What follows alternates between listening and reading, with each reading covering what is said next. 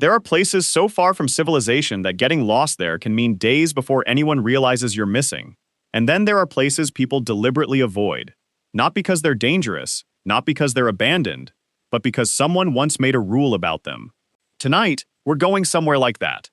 A mansion hidden beyond miles of forest. A mansion with no neighbors, no nearby roads, no visible signs of who built it. And according to the people who have encountered it, there is only one rule you need to remember. Never open the door after midnight.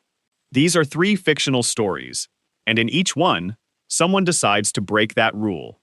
When Daniel accepted the caretaker job, he thought he had found the easiest money of his life. The mansion belonged to an elderly man named Mr. Vale, who spent most of the year traveling. The property was enormous. A 3-story stone house surrounded by hundreds of acres of forest.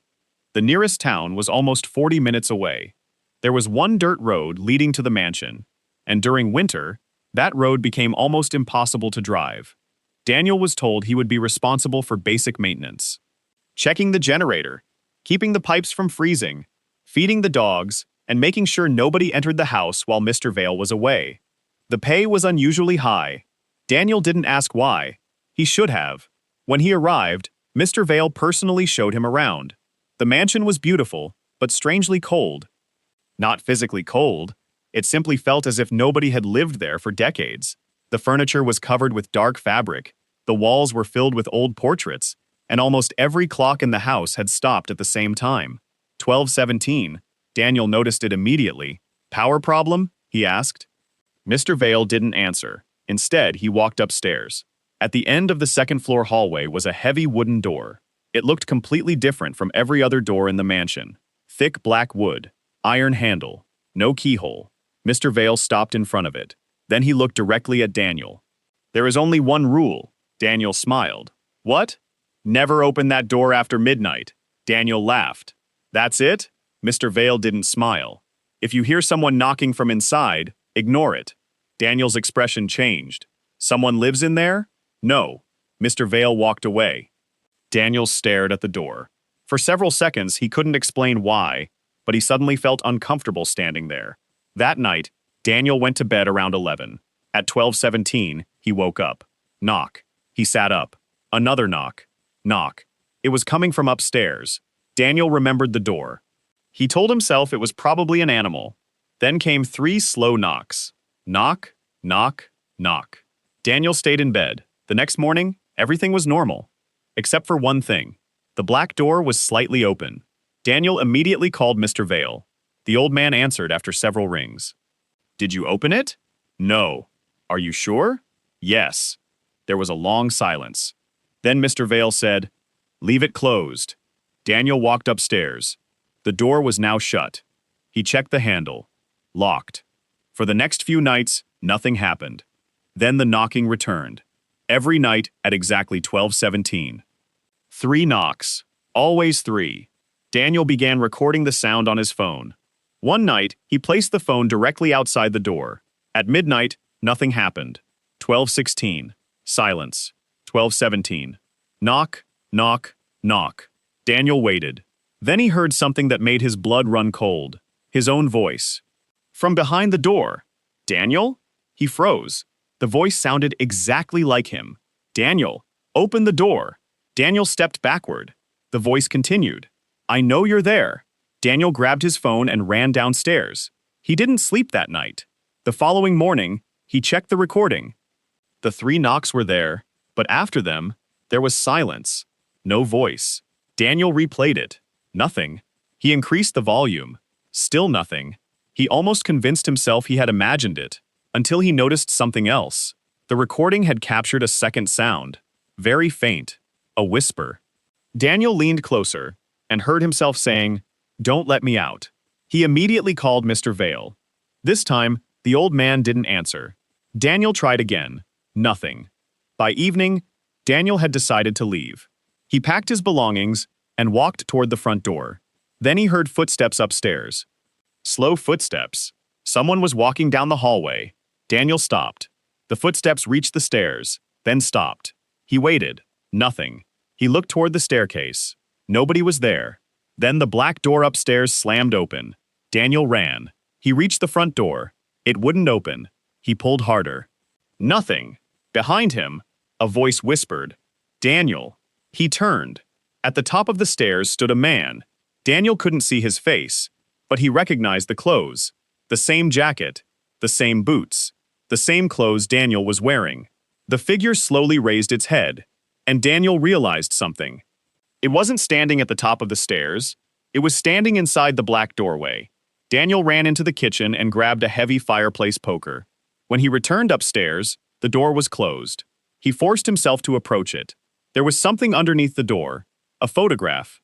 Daniel picked it up. It showed the mansion's hallway, and standing in the photograph was Daniel. But the photograph looked old, very old.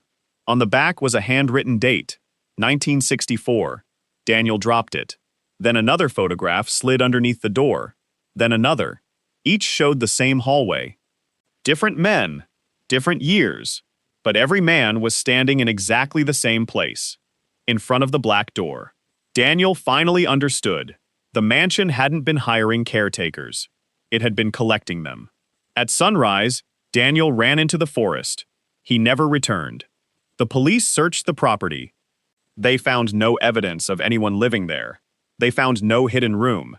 And strangely, they couldn't find the black door.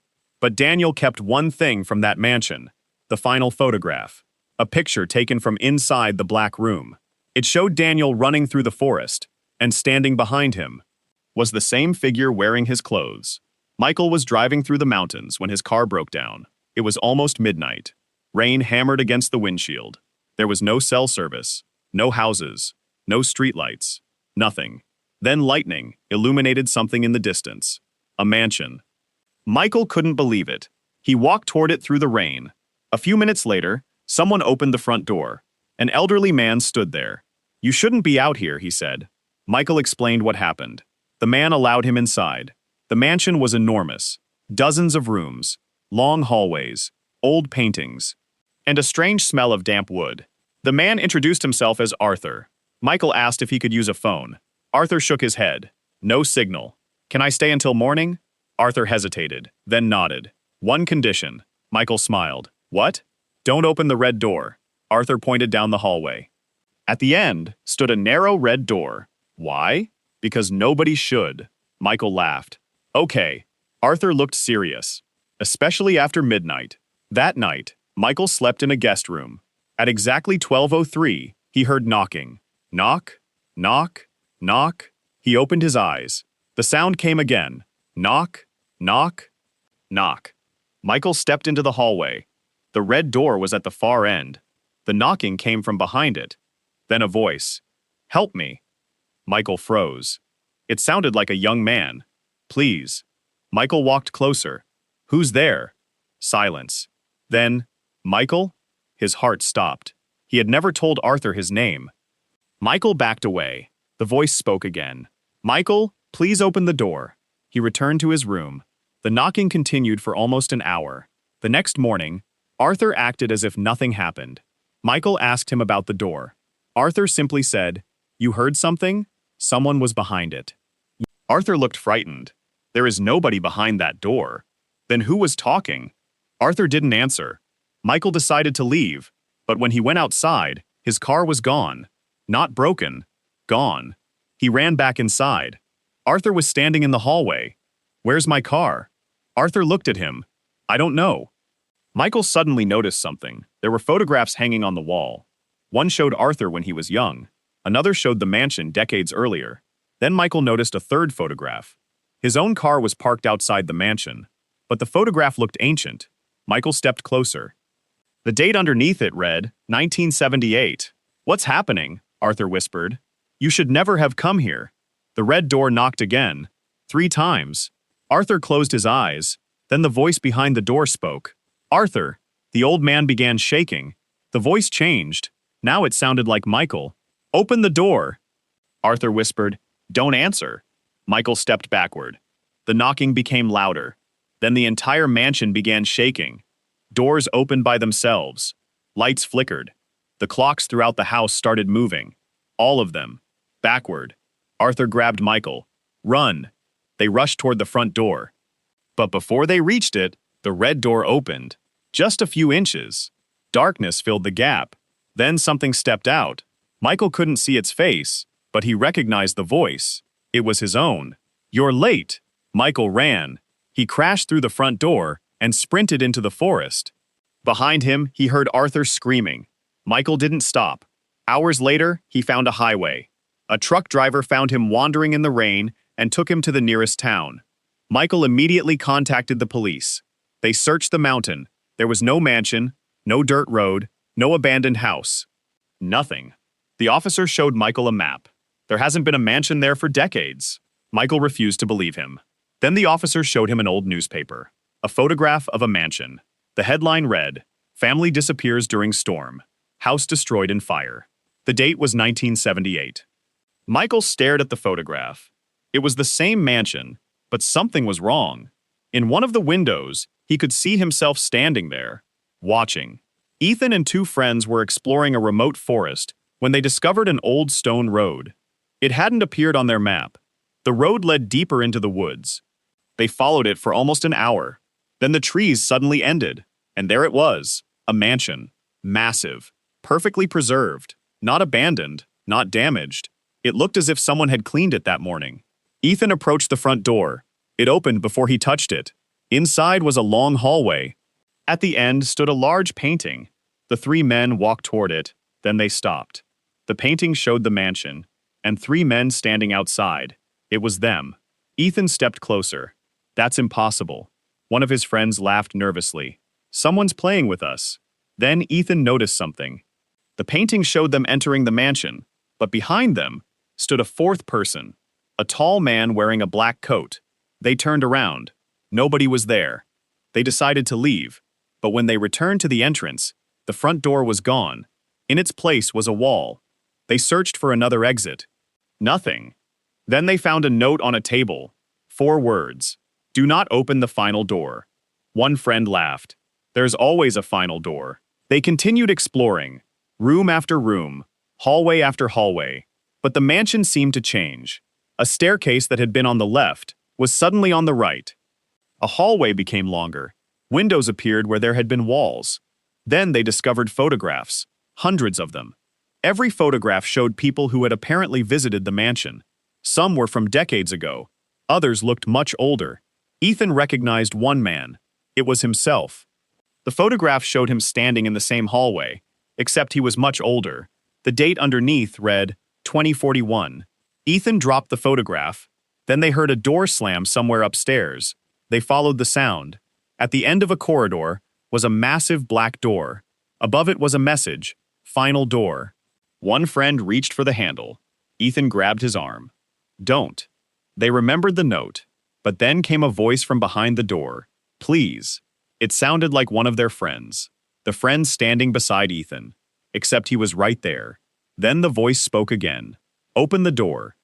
The friend suddenly smiled and said, "Maybe I should." He opened it. Darkness. Nothing else. Then the mansion went silent. The lights disappeared.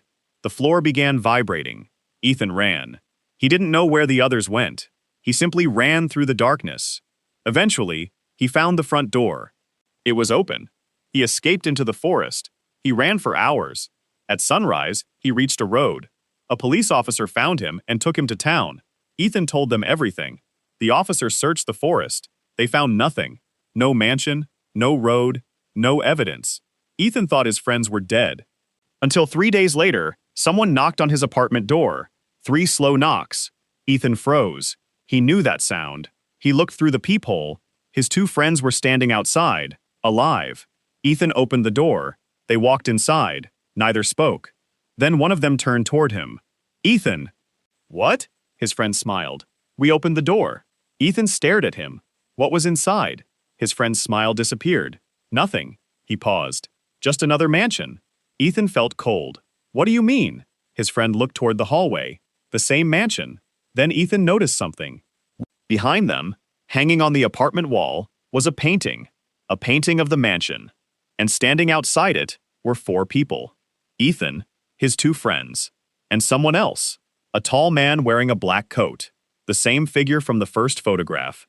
The same figure from the mansion. Then the front door of Ethan's apartment slowly closed by itself. From the other side came 3 knocks. Knock, knock, knock. Maybe that's the real reason isolated places make people uncomfortable. It's not always because of what you can see. Sometimes it's because of what you can't see. A mansion in the middle of nowhere, a locked room, a strange warning, and one simple rule: never open the door after midnight, because sometimes rules aren't meant to keep you out. They're meant to keep something inside. If you enjoyed these fictional horror stories, like, subscribe, comment for more terrifying stories.